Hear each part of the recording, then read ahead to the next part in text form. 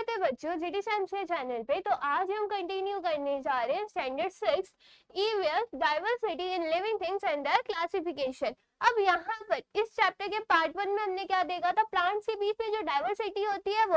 अब अगर इससे पहले वाला चैप्टर आपको याद होगा तो वहां पर हमने लिविंग थिंग्स क्लासिफाई कैसे होते हैं वो देखा था, यानी कि living things and non living things में डिफरेंस क्या होता है। फॉर एग्जाम्पल अगर हमें पता करना होगा कि जो स्टोन होता है वो लिविंग थिंग है कि नॉन लिविंग थिंग है, वो हम कैसे पता करेंगे।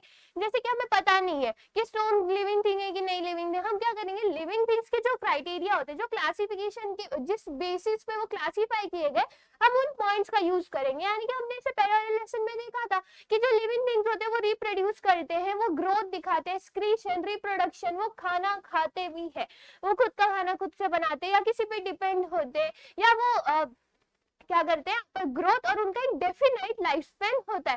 तो हम क्या करेंगे, स्टोन को देखेंगे। फॉर एग्जांपल ये हमारे पास क्या है, एक स्टोन है। अब क्या स्टोन अपनी जगह से खुद से हिल पाता है? नहीं, जब तक उसके ऊपर एक एक्सटर्नल फोर्स नहीं लगेगा तो क्या स्टोन अपनी जगह से दूसरी जगह पे जाएगा? वो नहीं जा पाएगा। क्या स्टोन, यहाँ पर आपको स्टोन की ग्रोथ होती है? नहीं होती है। या स्टोन रिप्रोड्यूस करता है, यानी कि क्या वो अपनी तरह यंग वंस को बर्थ देता है? नहीं देता है। तो इससे हमें क्या पता चला कि जो स्टोन है वो क्या है, नॉन लिविंग थिंग है।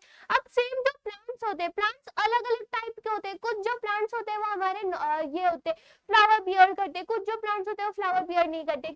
किसी किसी प्लांट्स में फ्रूट आता है, किसी पे नहीं आता है। अगर आप देखोगे तो कुछ जो प्लांट्स होते हैं वो बड़े होते हैं, कुछ जो प्लांट्स होते हैं वो छोटे होते हैं। तो इसी तरह प्लांट्स का भी क्लासिफिकेशन किया जाता है। अब देखो जैसे कि स्ट्रॉबेरी का प्लांट है, क्या स्ट्रॉबेरी के ही प्लांट पे मैंगो आता होगा? नहीं। इससे हमें क्या पता चलता है कि हर एक प्लांट अलग अलग है। हमारे सराउंडिंग में भी जितने प्लांट है, क्या हर एक प्लांट सेम है? नहीं, हर एक जो प्लांट होते हैं वो अलग अलग होते हैं, और वो किस बेसिस पे क्लासिफाई किए जाते हैं वही आप इस चैप्टर में, या आप कह सकते हो इस पार्ट में आप सीखने वाले हो। बट उससे पहले हमने पार्ट 1 में क्या किया था उसका हम एक शॉर्ट रिवीजन यहाँ पे ले लेते। डाइवर्सिटी इन प्लांट्स में आपने देखा था कि बहुत सारे प्लांट्स हमारे आसपास पाए जाते हैं। कुछ जो प्लांट्स होते हैं वो वाटर में रहते हैं, कुछ डेजर्ट एरिया में रहते हैं, कुछ लैंड में रहते हैं, एंड कुछ जो प्लांट्स होते हैं वो एरियल भी होते हैं। अगर आप जानते होंगे तो हर एक प्लांट एक दूसरे से अलग अलग होता है। उनके ऊपर जो फ्रूट्स आते हैं वो अलग अलग होते हैं। कुछ के स्टेम्स होते हैं, कुछ के लीव्स नहीं होते, कुछ के स्टेम्स और लीव्स भी नहीं होते। और हर एक जो प्लांट होते हैं वो ऑर्डिनरी होते हैं और एक दूसरे से डिफरेंट डिफरेंट होते हैं। देन हमने देखा था कि प्लांट्स का जो न्यूट्रिशन रहता है वो अलग अलग टाइप का रहता है, यानी कि 3 टाइप के न्यूट्रिशन मेथड यहाँ पर होते हैं। पहला तो ऑटोट्रॉफिक प्लांट, दूसरा था हमारा हेटरोट्रॉफिक, और तीसरा था इंसेक्टिवोरस। अब ऑटोट्रॉफिक, ऑटोट्रॉफिक ये वर्ड जहां भी आया तो हमें समझ जाना है कि वो जो प्लांट है वो अपना खाना किससे बनाता है, फोटोसिंथेसिस, यानी कि वो खुद का खाना खुद से बनाता है। तो जहां पर भी अगर ऑटोट्रॉफिक वर्ड आया तो प्लांट क्या परफॉर्म करता है, फोटोसिंथेसिस परफॉर्म करता है, और वो खुद का खाना खुद से बनाता है। देन नेक्स्ट हमारा क्या था, हेटरोट्रॉफिक प्लांट। हेटरोट्रॉफिक प्लांट यानी कि क्या, अगर देखो सपोज ये क्या है, हमारा एक प्लांट है, अब ये अपना खाना बना रहा है, सपोज ये हमारा ऑटोट्रॉफिक प्लांट है। अब जो हेटरोट्रॉफिक प्लांट रहेगा वो ये ऑटोट्रॉफिक प्लांट के ऊपर डिपेंड रहेगा, इससे कनेक्टेड रहेगा। अब जो न्यूट्रिशन और खाना, जो भी फूड ये प्लांट बना रहा है, तो ये क्या करेगा, इससे वो थोड़ा बहुत खाना ले लेगा। और यही क्या होते हैं, हेटरोट्रॉफिक प्लांट, यानी कि दूसरे पे डिपेंड रहने वाले। यानी कि अगर जो प्लांट यहाँ पे खाना बना रहा है अगर वो मर गया तो जो आपके हेटरोट्रॉफिक प्लांट है वो भी यहाँ पर मर जाएंगे, क्योंकि वो खुद का खाना खुद से नहीं बनाते, वो दूसरे के ऊपर डिपेंड रहते हैं कि अगर वो खाएगा तो मैं खाऊंगा, अगर वो नहीं खाएगा तो मैं भी नहीं खाऊंगा। देन नेक्स्ट है हमारा इंसेक्टिवोरस प्लांट। इंसेक्टिवोरस प्लांट, अब इस वर्ड को सुनते इसमें क्या वर्ड आ रहा है, इंसेक्ट आ रहा है, यानी कि ये जो प्लांट्स है ये क्या करते हैं, ये इंसेक्ट को खाते हैं, और यही उनका क्या रहता है, न्यूट्रिशन मेथड रहता है। तो इसमें कौन सा प्लांट आता है, आपका पीचर प्लांट आता है। तो ये क्या होते हैं, इंसेक्टिवोरस प्लांट होते हैं।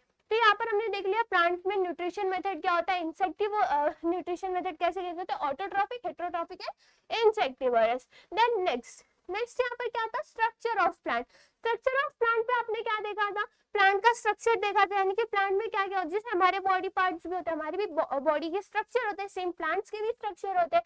तो उसमें आता था leaf, fruit, root, stem, flower. तो ये हो गया आपका स्ट्रक्चर ऑफ प्लांट। फिर हमने क्या किया था, इसका इन डिटेल स्टडी किया था। लीफ जो होते थे हमारे 2 टाइप्स के होते हैं, simple and compound leaf. Then next है फ्लावर। फ्लावर अट्रैक्टिव प्लांट होता है आपके प्लांट का, और ये एक इम्पॉर्टेंट मीडियम रहता है रिप्रोडक्शन के लिए। दूसरा हमने देखा था फ्रूट्स के बारे में। फ्रूट्स डिफरेंट डिफरेंट शेप्स के होते हैं, उनमें एक और एक से ज्यादा सीड्स हो सकते हैं। नेक्स्ट फ्रूट भी दो टाइप के होते थे, fibrous root and tap root. And next हमने क्या देखा था, स्टेम के बारे में देखा था। स्टेम प्रोडक्शन, फूड जो प्रोडक्शन होता है फूड का, वो स्टोर करता है वहां पर, और ये क्या करता है, प्लांट को यहाँ पर सपोर्ट भी देने का काम करता है। तो ये सारी चीज हमने डिटेल में फर्स्ट पार्ट में पढ़ लिया था।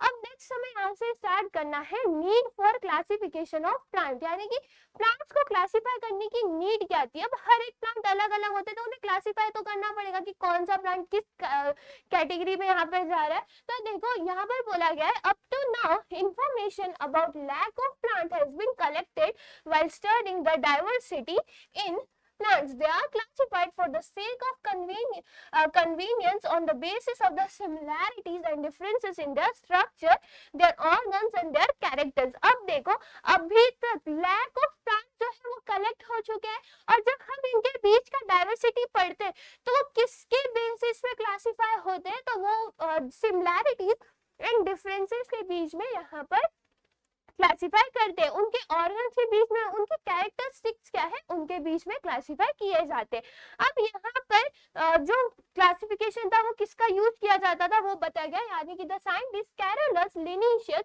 Made the first scientific classification of plant. Initially it was his method of classification that was used by all. अब यहाँ पर बोला गया जो साइंटिस्ट कैरोलस लिनेशियस है, उनका इन्होंने फर्स्ट क्लासिफिकेशन दिया था प्लांट्स का, और अभी तक इन्हीं का जो मेथड था वो सबसे यूज किया जाता था। तो फर्स्ट प्लांट्स का क्लासिफिकेशन किसने किया था, तो ये साइंटिस्ट थे। अब नेक्स्ट यहाँ पर देखते हैं, नेक्स्ट बताया गया है classification of plant. Classification of plant में देखो आपको क्या बताया गया है, we can easily notice the differences in the shape and height of the plants in our surrounding. अब देखो जो हमारे प्लांट्स रहते हैं सराउंडिंग में, उनके बीच का हम डिफरेंस नोटिस कर सकते हैं। उनके लीफ अलग होते होंगे, उनकी हाइट अलग होती होगी, एंड आप बोल सकते हो कि उनका जो स्ट्रक्चर है, शेप है, वो सब अलग अलग होता होगा। जैसे कि अगर आप यहाँ पर भी देखोगे, ये प्लांट लंबा है, कोकोनट का प्लांट है फर्स्ट लंबा है, यहाँ पर देखोगे ये प्लांट अलग है, बनाना का प्लांट अलग होता है, ये ग्रास अलग अलग होता है, श्रब सब अलग अलग होते हैं। तो हम इजीली उनके शेप और साइज में, तो शेप और हाइट में यहाँ पर डिफरेंस कर सकते हैं। अब बोला गया है it is easy to classify the plants on the basis of this observation, और इसी की वजह से इस ऑब्जर्वेशन को, यानी कि उनकी शेप और हाइट को देखते हुए अगर हम क्लासिफाई किए तो बहुत ज्यादा इजी है इस क्लासिफिकेशन को करना। एंड यहाँ पर आप देखोगे तो नीचे डाइवर्सिटी इन प्लांट्स का आपको ये पूरा डायग्राम बताया गया, जिससे देखकर भी आप यहाँ पर डिफरेंस बता सकते हो। देन नेक्स्ट क्या है, यहाँ पर plants are classified into 3 types. अब प्लांट्स कितने टाइप में क्लासिफाई होते हैं, यहाँ पर 3 टाइप्स में क्लासिफाई होते हैं। तो अगर आप नीचे देखोगे तो यहाँ पर बोला गया है according to the size and height of the stem plants can be classified into 3 types, trees, shrubs and herbs. यानी कि उनके साइज, उनकी हाइट और उनके स्टेम को देखकर प्लांट जो होते हैं वो 3 टाइप में क्लासिफाई होते हैं। वो 3 टाइप क्या होता है, ट्रीज, श्रब्स एंड हर्ब्स। अब देखो ट्रीज, ट्रीज क्या होते हैं, वो कैसे ग्रो करते हैं, वो ग्रो टॉल, यानी कि वो बहुत लंबे ग्रो होते हैं। फॉर एग्जांपल मैंगो ट्री जो होता है, मैंगो ट्री हमने देखा होगा बहुत ज्यादा जो होता है वो बहुत ज्यादा टॉल होता है। नेक्स्ट क्या है, देयर स्टेम और trunk is hard and strong. अब जो ट्री होते हैं उनका जो स्टेम और ट्रंक होता है, इसे हम क्या बोलते हैं, ट्रंक बोलते हैं। तो ये कैसा होगा, बहुत ज्यादा हार्ड होगा और स्ट्रॉन्ग होगा। ये क्या करते हैं, beer flowers and fruits for many years. ये फ्रूट्स और फ्लावर बहुत सालों तक बियर करते हैं। These are trees are tall and perennial। अब ये जो ट्रीज होते हैं ये टॉल होते हैं और पेरिनियल होते हैं। अब हम बोलेंगे पेरिनियल का मतलब क्या होता है, पेरिनियल का मतलब होता है जो ऐसे पेड़ जो बहुत साल तक जिंदा रहते, तो उन्हें हम बोलते हैं पेरिनियल। तो ये हो गया ट्री का क्लासिफिकेशन। नेक्स्ट क्या है यहाँ पर, श्रब। अब देखो ट्री तो लंबे ग्रो होते थे, श्रब्स क्या होते हैं, वो ग्राउंड से क्लोज ग्रो होते हैं, यानी कि वो जमीन से एकदम पास तक ग्रो होते हैं, वो ज्यादा लंबे नहीं होते। अब उनके जो ब्रांचेस होते हैं वो कैसे ग्रो होते हैं, क्लोज टू द ग्राउंड, क्योंकि ये छोटे पेड़ होते हैं तो इनके जो ब्रांचेस होते हैं, देखो ट्रीज में जो ब्रांचेस होते हैं वो ऊपर से ग्रो होते हैं, इन्हें हम क्या बोलते हैं, ब्रांचेस बोलते हैं। अब जो श्रब्स के ब्रांचेस होंगे वो ऐसे नीचे से ही ग्रो होते लगेंगे। फॉर एग्जाम्पल आप यहाँ पर रोज का ले सकते हो।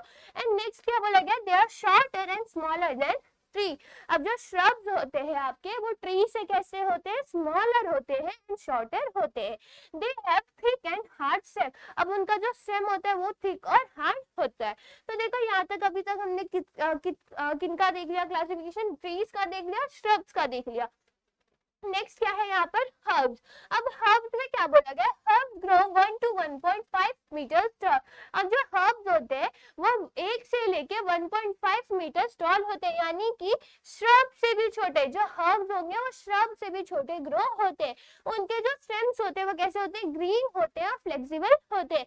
एंड नेक्स्ट क्या है, वो कब तक जिंदा रहते हैं, 2 महीना और 2 साल तक। इनका जो लाइफ स्पेन होता है वो थोड़ा नहीं बहुत ज्यादा कम होता है, श्रब्स का ट्रीज से भी कम होता है। ट्रीज पेरिनियल होते हैं, वो बहुत साल तक जीते हैं, बहुत साल तक वो फ्लावर्स एंड जो आपके फ्रूट्स होते हैं वो भी यहाँ पर बियर करते हैं। देन यहाँ पर नेक्स्ट हमने क्या देख लिया, प्लांट्स 3 टाइप में क्लासिफाई होते हैं, ट्रीज, shrubs एंड हर्ब्स। जहाँ पर ट्रीज में क्या होते हैं, ग्रो टॉल, ट्रीज हमारे लंबे ग्रो होते हैं, उनका स्टेम और ट्रंक हार्ड और स्ट्रॉन्ग होता है, वो फ्लावर्स बियर करते हैं एंड फ्रूट।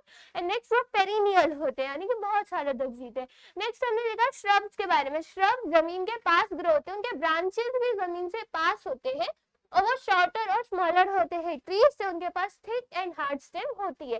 हर्ब्स का क्या देखा, वो ज्यादा बड़े ग्रो नहीं होते, बहुत ज्यादा छोटे होते हैं। वो उनकी जो स्टेम्स होती है वो ग्रीन एंड फ्लेक्सिबल होती है और वो 2 महीने से लेकर 2 साल तक यहाँ पर रह सकते हैं, यानी कि उनका लाइफ स्पेन बहुत ज्यादा कम होता है। देन नेक्स्ट यहाँ पर क्या है, वाइन्स। वाइन्स में क्या आता है, some vines need vertical support for growing while some others spread on ground. Climbers like money plants have aerial roots.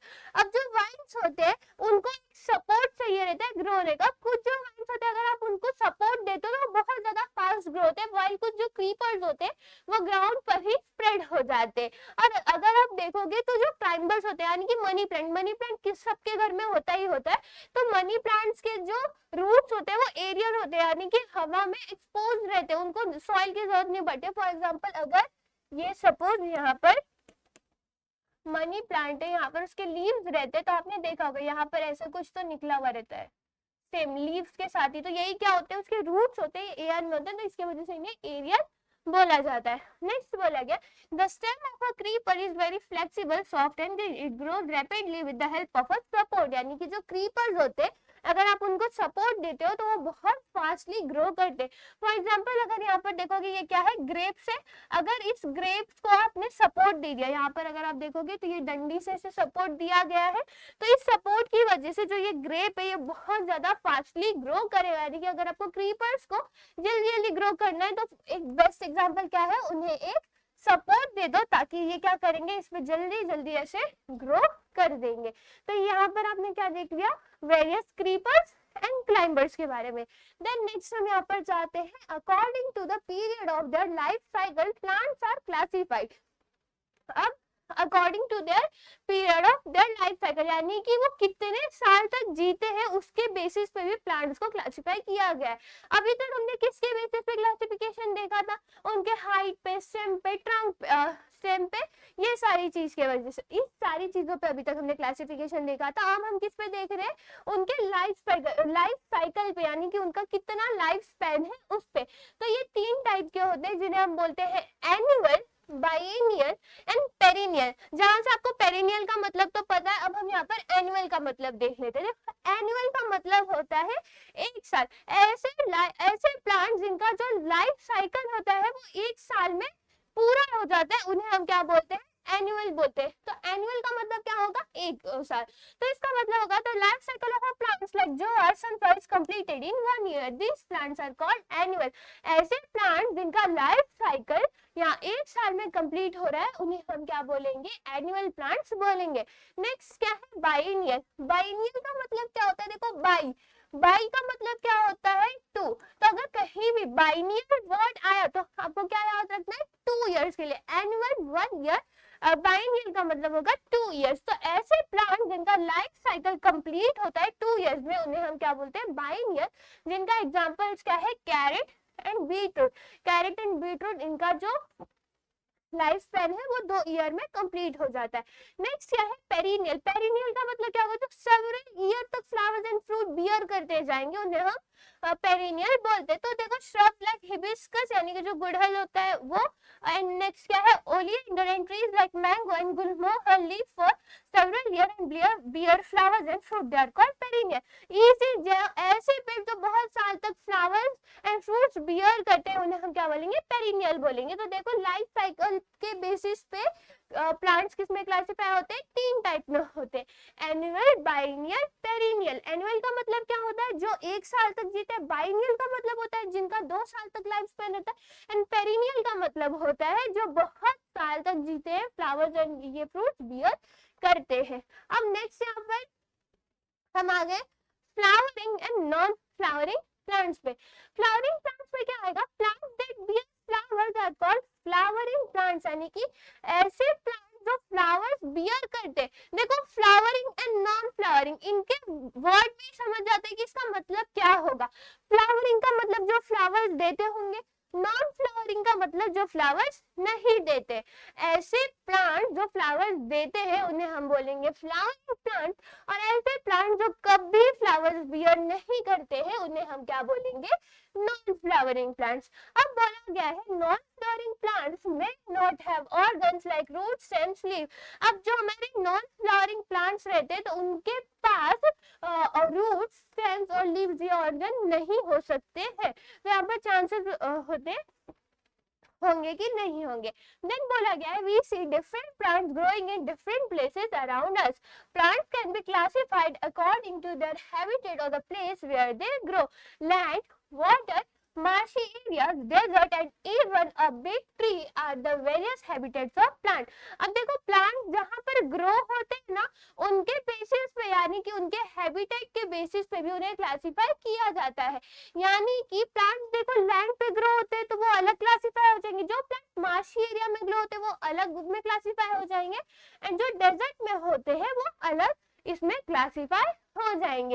और जो भी हम डिफरेंट डिफरेंट प्लांट्स देख रहे हैं हमारे आसपास वो सारे किस बेसिस पे क्लासिफाई होते हैं अब ये आपको यहाँ पर पता चल चुका है। और इसी के साथ क्या होता है आपका जो इस लेसन का प्लांट वाला पार्ट है वो यहाँ पर खत्म होता है। इसके आगे आप सीखोगे एनिमल्स के बारे में। तो ये पूरा आपने सीख लिया यहाँ पर प्लांट्स के बारे में, प्लांट्स के क्लासिफिकेशन के बारे में। तो आई होप आपको ये जो वीडियो है ये समझी होगी। देन नेक्स्ट वीडियो में हम क्या देखेंगे, एनिमल्स के बारे में यहाँ पर देखने वाले। तो फिर हम मिलते हैं यहाँ पर नेक्स्ट लेक्चर में, तब तक के लिए bye bye and take care.